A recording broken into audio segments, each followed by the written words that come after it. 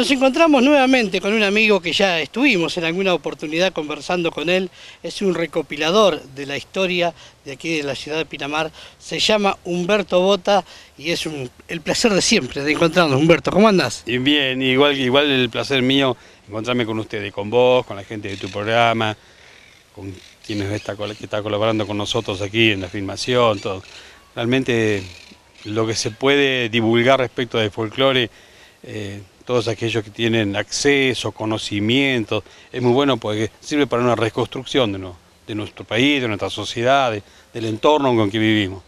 Bueno, ¿y hoy de qué nos vas a hablar, Humberto? De algo extraño, si se quiere, de los juegos infantiles folclóricos. Porque también dentro del ámbito folclórico existen algunos aspectos desde la niñez que muchos a veces no aprecian, porque se piensa que lo folclórico está todo dependiente o del campo, o de la música, o en algunos casos de la vestimenta, o el entorno, digamos, geográfico del país. Pero en los niños ocurre que hay algo que es fundamental, que es la concurrencia a algo que no tiene conocimiento de origen, pero es hecho popular y tradicional. Eso es la base del folclore, lo anónimo, lo tradicional y popular, por supuesto. Bueno, y me vas a hablar de uno de esos juegos entonces.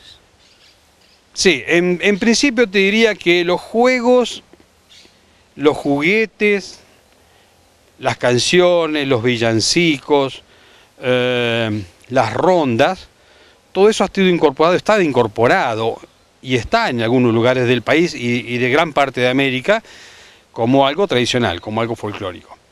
Más allá de quizás el advenimiento de las nuevas tecnologías, los cambios en las costumbres infantiles, en lo que se practica como juego, todo, en los pequeños pueblos, en las aldeas, o a veces en los colegios que no tienen acceso, por ejemplo, a los programas de internet o juegos a través de la cibernética, se siguen practicando.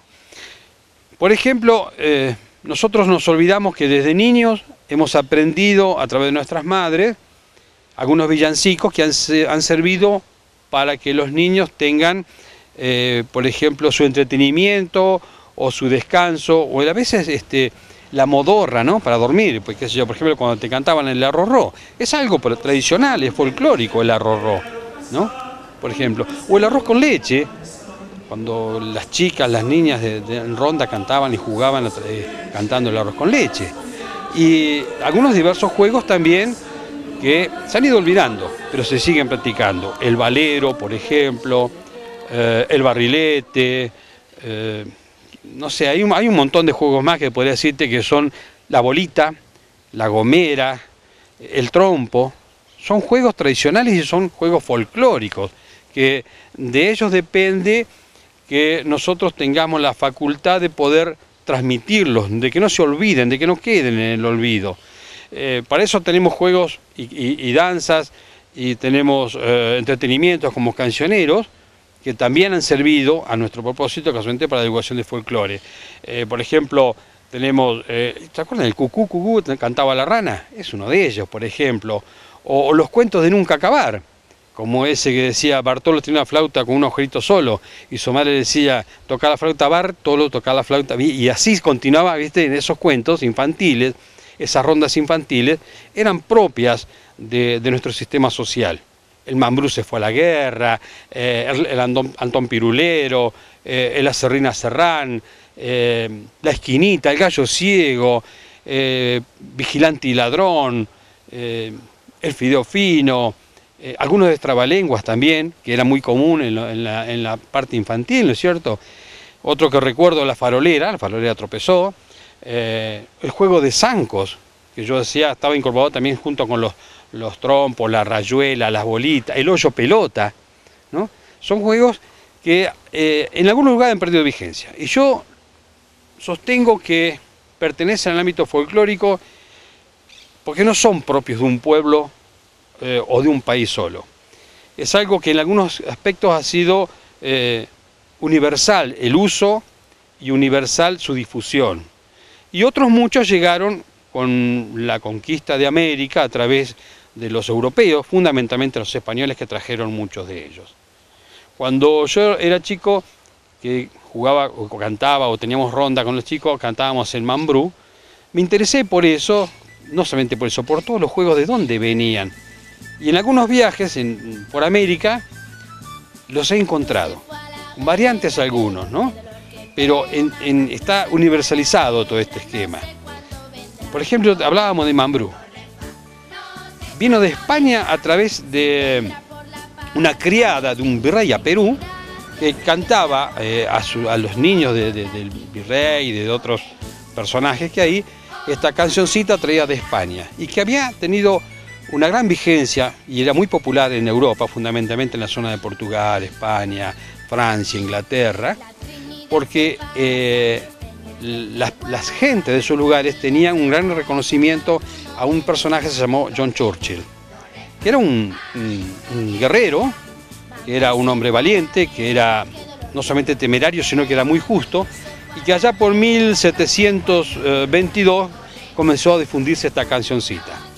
¿Por qué? Porque se decía que era el conde de Marlborough, el primer conde de Marlborough, John Churchill. Se había desaparecido en la guerra, no sabía si se había muerto, si lo habían capturado, si había desertado, nada. Aun cuando desde 1709 más o menos, el 9, había a través de una batalla, la batalla de Malplaquet, también la suposición de que había muerto el conde de Marlborough. Por una deformación fonética, Marlborough se transformó en mambrú. Cuando llega a Perú, a Lima, se difunde en toda América esa cancioncita porque era pegadiza, porque contaba una epopeya de un personaje muy conocido en Europa a través de la conquista. De allí que dice, mambrú se fue a la guerra, chiribín, qué pena. Mambrú se fue a la guerra, no sé cuándo vendrá. Bueno, eso es una de las variantes, ¿no? Después hay otras variantes. Hay una en España que se sigue cantando. España conserva mucho estos juegos y canciones y villancicos. Hay una en España que dice, en Francia nació un niño, qué dolor, qué pena. En Francia nació un niño de padre natural. O sea, es una deformación de esa canción. Pero en el fondo es la misma. Y como esa, otras muchos. Por ejemplo, el barrilete. El barrilete yo creo que es uno de los juegos infantiles más difundido en el mundo. Creo que está difundido en toda parte del mundo. Y que data de 200 o 300 años antes de nuestra era, del nacimiento de Jesucristo, como quien dice que es la aparición de la era que estamos formando. Algunos le adjudican a un griego, Architas de Tarento, la creación del barrilete. Pero conjuntamente en esa misma época, en China, un general que era Han Xin, idea para controlar a sus enemigos en las batallas o lo preparativo, un gigantesco barrilete donde ataban a uno de sus combatientes, ¿no? Para que divisara al enemigo y que informara al descender dónde estaban ubicadas las tropas, cómo se atacaba, todo eso. Y eso tiene mucho que ver con el folclore, porque esa difusión, si bien es cierto que hay una adjudicación a un supuesto individuo, tuvo trascendencia popular en todas partes del mundo. Hoy en día, por ejemplo, hay el 9º mes del calendario chino está dedicado al barrilete, por ejemplo, ¿no? Y en el Tíbet se sigue practicando como una cosa conmemorativa y digamos, de diversión pública, remontar personas en barrilete, aún con catástrofes, ¿no? Muertes o accidentes graves. Y esas otras las cosas, por ejemplo, que se han olvidado y que pertenecen al ámbito folclórico, a nuestro ámbito folclórico, ¿no? Otros, por ejemplo, de los casos es la bolita. La bolita tiene variantes infinitas, ¿no? ¿Quién no ha jugado a la bolita de niño? Aún hoy siguen jugando los niños a la bolita. Y uno se pregunta el por qué se practica eso, de dónde viene. Y es antiquísimo el juego de la bolita, con todas sus variantes, ¿no? Hablábamos del barrilete también, con todas las variantes. En Chile, por ejemplo, le dicen volantín, en otros lugares, qué sé yo, la papeleta o vuelo de papela, cosas por el estilo. Y yo creo que eso es una de las cosas que dentro del folclore, como vos lo difundís, tiene una trascendencia fundamental porque forma del ámbito que nosotros estamos olvidando en defensa del folclore. Y esto lo digo como defensa del folclore en sí, ¿no? Porque el folclore no es una espuela, no es un mate, o la bombacha o una jineteada solamente. Forma, en el entorno forma un conjunto de cosas que hacen al folclore. Exactamente, Humberto, pero como vos decís, un poco en estos tiempos vienen cambiando, inclusive los mismos maneras de jugar y de entretenimiento de los niños. Claro, pero eso yo calculo de acuerdo a lo que he visto, ¿no? No solamente en este país, sino en gran parte de América, que pertenece poco a poco, digamos, a un cambio generacional, un cambio en el mundo en cuanto a la tecnología, en cuanto a la dispersión de nuevos entretenimientos. Esto era el entretenimiento para épocas, pero te estoy hablando de 400 años, por ejemplo, en América, donde no había nada más que el inventar juegos, ¿no? Crear juegos para el divertimento no solamente de los niños, sino también de los grandes. ¿Cuántas veces, y a vos te puede haber pasado, en las noches de invierno o en las tardes frías o lluviosas, no tener cómo jugar afuera, y sin embargo había juegos que eran comunes, que todos los conocían, que se practicaban en conjunto entre los niños, ya sea en su propia casa o juntándose en algún lugar determinado varios chicos, ¿no? Eso creo que nosotros hemos olvidado, que son juegos que estaban en todo el ámbito infantil, todos los conocían, por eso eran tan populares y por eso eran folclóricos, ¿no? Humberto, agradecerte como siempre la gentileza que tenés para con nosotros. Bueno, yo te agradezco vos, porque de los juegos infantiles creo que es una de las cosas que más se puede hablar, de lo que más debemos defender.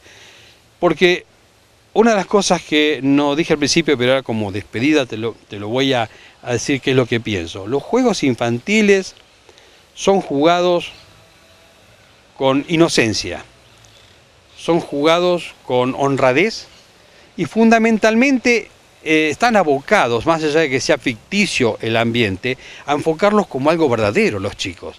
Cuando juegan, por ejemplo, el vigilante ladrón, el que hace de vigilante, se propone ser vigilante. Y el ladrón intenta de alguna manera, con su huida o rescate de compañeros, ser el ladrón o el escapista. Y lo mismo pasa, por ejemplo, con el gato y el ratón. El que le toca ser ratón es un felino, se transforma en un felino verdadero. O sea que el chico, en su imaginación, transita lo verdadero suyo, lo que expone suyo como espiritual, en un ámbito que sabe en el fondo que es ficticio. Y eso es lo verdaderamente rescatable de los juegos infantiles.